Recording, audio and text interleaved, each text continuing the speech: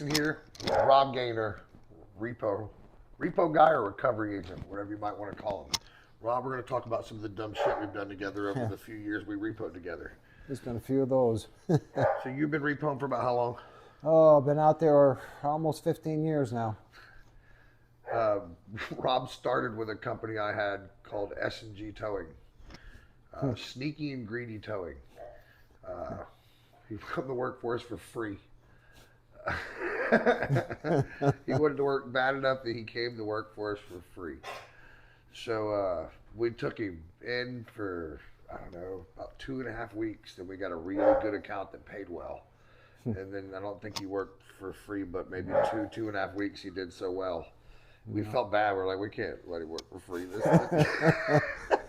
This guy's killing it. So, yeah, he didn't even make the whole month working for free. We couldn't bring ourselves to make him work for free for a month. And then he probably picked up more cars than anybody else. One of the most disgusting, and I thought about this the other day, the most disgusting repo of my life was with this guy. We're walking down the edge of Shady Hills. Yep. Small farm kind of, horse farm kind of place, looking for a truck. And Behind a fence, of course. Behind a fence, I step on a dead, bloated raccoon or possum or something. Oh, it was something. We're not real sure. It was about the size of a beach ball. And I thought it was a 2-liter almost. It was so firm, and then it just started hissing. And that smell was with me for weeks to Death. come. It was death. Oh, it was the most horrible smell I've ever smelled in my entire life. Couldn't concentrate anymore on that repo. Yeah, I don't even remember if we got it. That's all I remember is that smell. No, because we rode. They wouldn't come to the gate. I think we ended up getting in the truck and riding off. But yeah, that was the most disgusting repossession ever in my entire life. Nope. Any stripper's cars never compared. Thinking about it now, it still turns my stomach a little bit. Yeah, that was a taste that I'll never forget. Yeah, it was bad enough you could taste it. Yeah. And it sounded like a whoopee cushion from hell.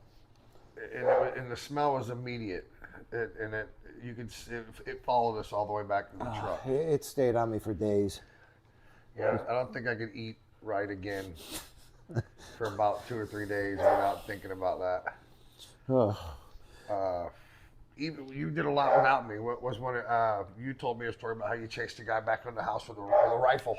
Oh yeah. Unfortunately, we had a simple Sebring. I was my own agency back then. Simple Sebring. I was out in the middle of Lake County, of course, where every repo man wants to be in the dark. I got my son running shotgun in my passenger seat. We go out. Of course, you come in back and in the yard, and there it is, a nice 2001 Sebring convertible. So how many of those could be sitting out in an orange grove in the middle of nowhere? Sure enough, I pick it up, I hook it up. Next thing you know, here comes the guy bolting out the door with his shorts on, boxers, and a 410 chasing us around the car trying to shoot at us. I got my son bailing to the road. He calls out the state police.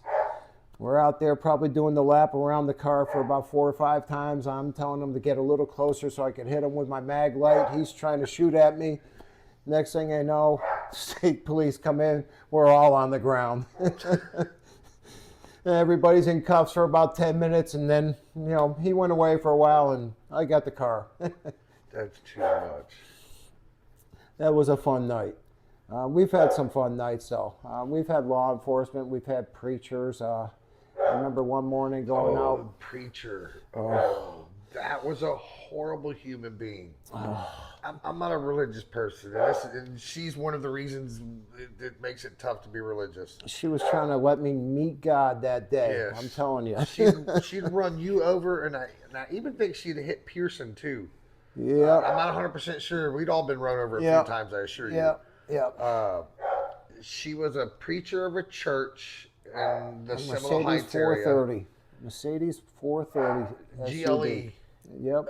Well, the model before the GLE was one of the first years, or not the first years, but the pointy SUVs. It was a GLE, I think. Yep. So we went at it with a flatbed, which we had the International 7300. Had her pinned in. Oh, so we thought. Yeah. I was behind her in the autoloader, and you had her backed up at the truck, and then she just blasted you and drove off the side of the truck. I didn't know what hit me. I heard it start up. I looked up and it said, "Oh shit!" and tried getting to my feet. Next thing you know, I'm being flung. And then she drove around the side of the truck like it was nothing. Oh, she was such a nice preacher. She tried to teach me the word of God that day. I came about a week before that, before we found her. We went up there, and this was funny. I have an 8x10 glossy picture of her, and then another picture of 6 different arrest photos. Almost all identical to Pretty the person. current too. Yeah, all within like 2 years, all 6 arrests. Every one of them was a different name. And I look at her, and I don't show her the picture yet, and I go, "Are you Shelley Jones?" And she's, "Oh no, you're probably looking for my sister." When I hold the picture up, and I go, "I have an 8x10 glossy," and it wasn't even a crappy like Xerox black and white. It was a legitimate glossy wanted poster from the sheriff's department. Perfect. So it was really nice. And then I had the printed one of all of her arrest records. She's like, "No, not me." Straight face. Yeah, straight face. In other words, their car's locked behind the fence in the church parking lot. No, that's not the car. It's not me. No, only church I knew you went in, she locked up the church every Sunday. Yeah, every Sunday they locked the gate after this. I remember trying to get in. The only thing I think is it was just a church full of recovering felons. I don't know. I don't know. I remember trying to get into 10 o'clock mass. I was late every time. That gate was locked. So yeah, that chick, we ended up getting her car from behind a house in Lakeland. Yep. Where she finally settled down for a little bit there. Yeah, that chick was crazy. She owed all kind of people money. Like I said, I think she actually ran Pearson over too. I'm not real sure though. Yeah. Well, of course, back in the day, we were allowed to stretch the rules a little more back then too. Well, I don't know if we were allowed to, but there's less people that knew what was going on. Yeah, the Ring doorbell wasn't watching you every time you turned around. Well, yeah, because the technology wasn't quite what it is now. No. So you definitely got to mind your P's and Q's.